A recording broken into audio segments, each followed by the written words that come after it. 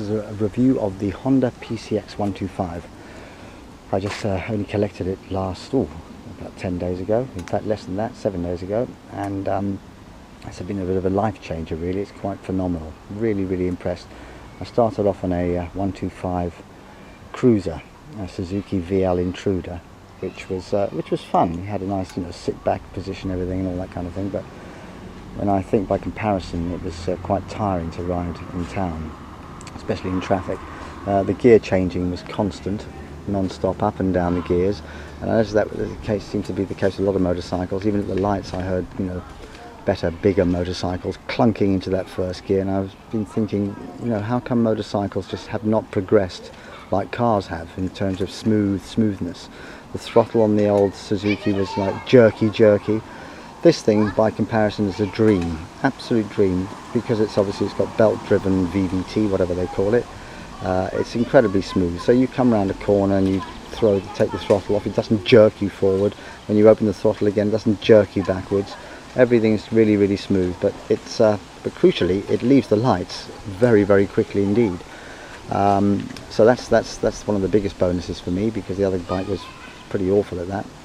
So yeah, it leaves the lights very quickly, way ahead of everybody else, which is important, and it also it gets to about 60 miles an hour, but I'm still running mine in. But I know even throttling up a bit from 30 to 40 is a nice big power surge. So yeah, I think this is absolutely ample for city use, and crossing postcodes, and certainly going a bit further afield. I suppose you could probably take it on a short motorway jaunt, wouldn't be a problem once you've got your L plates off. But anyway, onto the bike itself. It's a single cylinder 4-stroke 125, liquid cooled, and that down there is the air intake, which is quite unusual. They're usually in the front of motorbikes. They've got 14-inch wheels, which are bigger than your average tiny Vespa and Lambretta. The tyres on it too are very grippy, which is very reassuring. They're not too skinny, got good grip on them. That's nice sort of soft rubber, and it's a brilliant bit of kit. I really can't say anything really bad about it, or maybe perhaps one thing, but I'll get to that in a minute. I'll show you first of all the little safety, or rather security measures they have on it. There's this little thing on the end of this key here, which you can see, which is a bit awkward if you've got a key ring full of keys, but you line it up onto there and you turn that thing and it closes off the ignition hole, so you can't stick a coat hanger or something in there. So that's pretty cool. I'll just turn it on and show you. You've got your little fuel cap over here. Press that if I get this right over here, like that. I always get this wrong. There's your fuel cap in here. It supposedly does 130 miles to the gallon, and I've heard it's supposed to be about 120, 130 or 140 miles on a tank, which is pretty ample. Here's the seat button. You can hear that click reassuringly.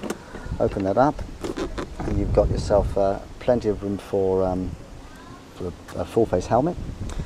Lots of gubbins. I managed to get 16 Coca-Colas in there, and a baguette and a few other bits and pieces, so it's quite handy. And incidentally, while I'm in here, this is the 6mm Xena XX6, I think is the one here I've got, with it's an alarm disc lock, and it's the 6mm one, so it's got a tiny little pin in there. So that's the one you need to get if you were thinking of for this bike. It does work very well indeed, I have to say. So that's comfortable. Now that's on the side here, you've got pillion things. That's very cool actually, when you can get somebody on the back, and I've had somebody sitting on the back, just sitting, not driving, because I'm still on the L plates, and they thought it was incredibly comfortable on the back. Now the seat itself is very comfy too. Nothing wrong when you sit on it at first, it's great. But that hump, this hump is causing quite a few problems with quite a few people on forums that I've checked. I was sitting on it when I'm actually riding it. It sort of feels like it's just way too close up, and you just feel like you want to sit back a bit more, and you can't. So I removed the hump, which left two big, ugly bolt holes in the seat. But I had a trial up and down the road without the hump, and it was much more comfortable. So I've bitten the bullet and ordered a humpless seat from Thailand, which is where this bike is made. Cheap, 64 euros, 50 euros delivery. I'm sure there'll be a bit of a customs charge on it, but someone I've read has bought one of those and says that it's the seat Honda should have made in the first place for it. So yes, if you're a bit shorter, then that hump should be no problem. But if I'm 6'5", I'm 5'6", and even that was a little bit too close up for me. So if you're anywhere around 6 foot, I think you'll have a struggle getting onto the, finding it very comfortable after a while. So starting up, it's very easy. You just turn that dial, that whole thing goes like that, and you pull the brake in and press this button, and it fires up very nicely. A little bit of sound of the exhaust. Very quiet. Funny how I went from a cruiser mentality of having an incredibly noisy bike to something that's now purrs along.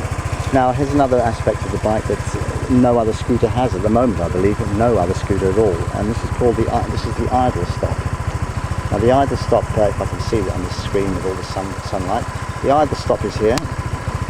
That you switch on, and when you get to the traffic lights, like some of these fancy cars, when the bike stops for more than 3 seconds, the engine cuts out and you just lie there in silence, sit there in silence, and the lights stay on at all times, by the way.